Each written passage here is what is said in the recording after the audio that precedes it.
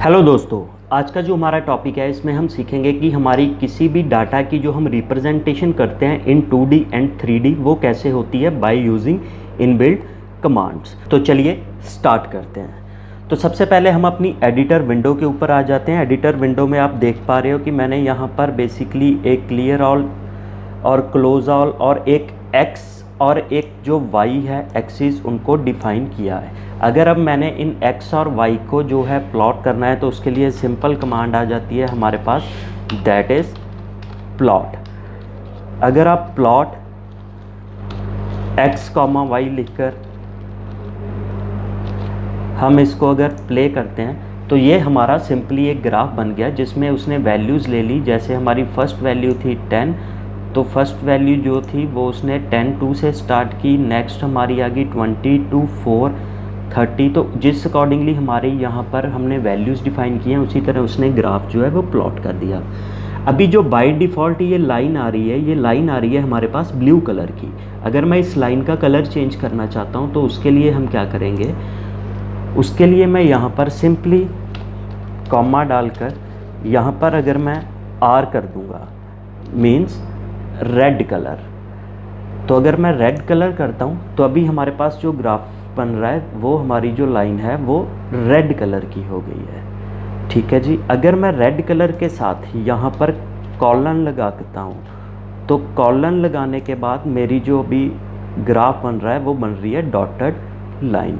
अब अगर मैं चाहता हूँ कि जो पॉइंट्स हैं हमारे वहाँ पर भी हम इनको पॉइंट्स को प्रॉपर रिप्रेजेंट करें तो उसके लिए मैं क्या करूँगा, यहाँ पर मैंने जैसे अगर स्टार को यूज़ कर लिया तो अभी जो पॉइंट्स हैं उन पॉइंट्स के ऊपर हमें ये स्टार्स के साथ डिफाइन करेगा कि ये स्टार्स जो हैं वो आ रहे हैं। इस तरह हमारे पास कुछ कलर्स और कुछ लाइन की टाइप्स और कैसे हम जो पॉइंट्स हैं उनको रिप्रेजेंट कर रहे हैं इसका एक प्रॉपर टेबल होता है जो आप अपनी स्क्रीन पर देख पा रहे हो।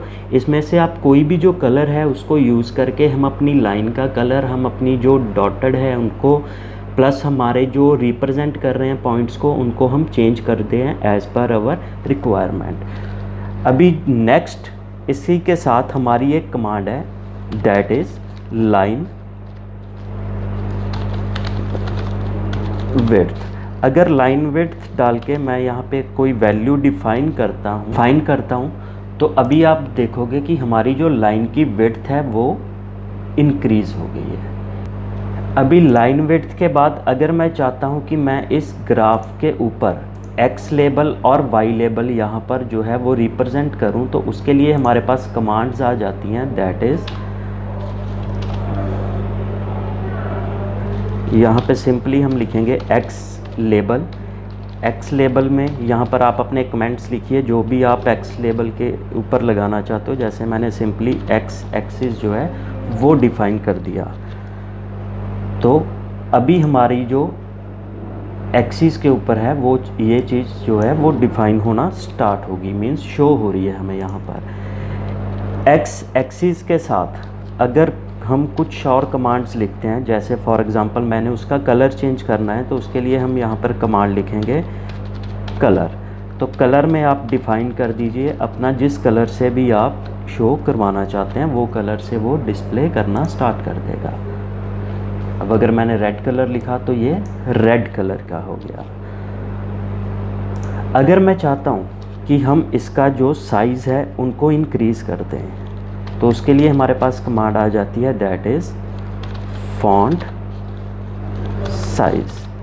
फॉन्ट साइज़ में आप अपनी कोई भी जो वैल्यू है उसको डिफ़ाइन कर दीजिए। फॉन्ट साइज़ अब यहाँ पे जो साइज़ है वो इंक्रीज़ हो चुका है एक्स एक्सिस का। इसके बाद इसके साथ जो हम कमांड यूज़ करते हैं दैट इज़ बैकग्राउंड। बैकग्राउंड में भी आप कोई भी कलर जो है वो अपना डिफ़ाइन कर दे सकते हो। जैसे अब मैंने यहाँ पे जो है वो येलो कलर लिख दिया तो अभी जो इसकी बैकग्राउंड होगी, अभी जो इसकी बैकग्राउंड है वो येलो कलर की आ रही है हमारे पास। तो इस तरह से हम एक्स एक्सिस में चेंजेस कर सकते हैं। अगर आपने इसको इटैलिक में करना है तो यहाँ पर हमारा आ जाएगा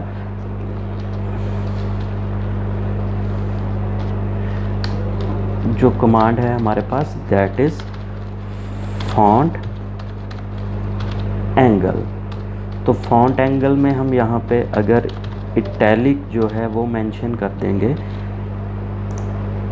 तो अभी आप देख रहे हो कि हमारे जो फॉन्ट्स हैं एक्स एक्सिस के वो इटैलिक में कन्वर्ट हो चुके हैं। तो ये हमारे पास कमांड्स थी जो हम एक्स एक्सिस के साथ यूज़ करते हैं। अगर यही कमांड्स को हम कॉपी कर लें, अगर हमने वाई लेबल भी डिफ़ाइन करना हो तो उसके लिए आपकी जो कमांड आ जाएगी दैट इज़ वाई लेबल, और वाई लेबल में आप अपने जो भी कमेंट्स हैं वो लिख सकते हो।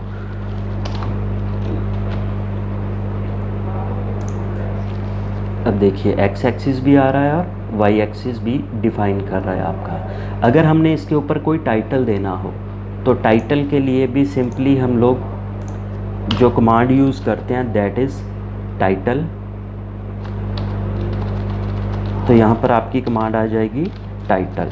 टाइटल में आप अपना कोई भी टाइटल लिख सकते हो, जैसे मैंने ग्राफ लिख दिया, इसका कलर हम चेंज कर देते हैं। कलर हम कर देते हैं फॉर एग्ज़ाम्पल एम लिखता हूँ तो मैजेंटा कर देता हूँ, फ़ॉन्ट साइज़ सेम रहने देता हूँ, और इसकी जो बैकग्राउंड है वो मैं ब्लैक कर देता हूँ के डिफ़ाइन करके। तो अभी जो है वो हमारा टाइटल भी जो है वो रिप्रेजेंट कर रहा है। अभी ये बाय डिफ़ॉल्ट किस में आ रहा है, फिगर 1 के अंदर। फॉर एग्ज़ाम्पल मैंने एक ही विंडो के ऊपर जो है वो मल्टीपल ग्राफ्स प्लॉट करने हो, फॉर एग्ज़ाम्पल